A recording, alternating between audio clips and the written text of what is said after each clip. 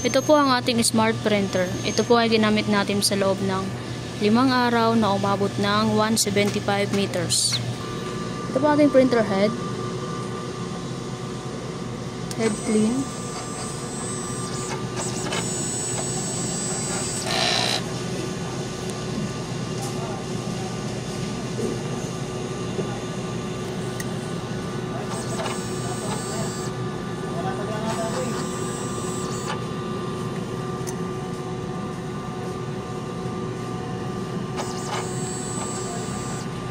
Nozzle check.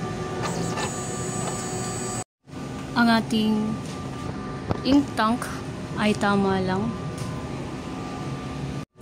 Ito po ang ating waste tank. Kakapalit lang po kahapon. Ang ating AVR. Ito po ang ating ICC profile. Ang ating output record.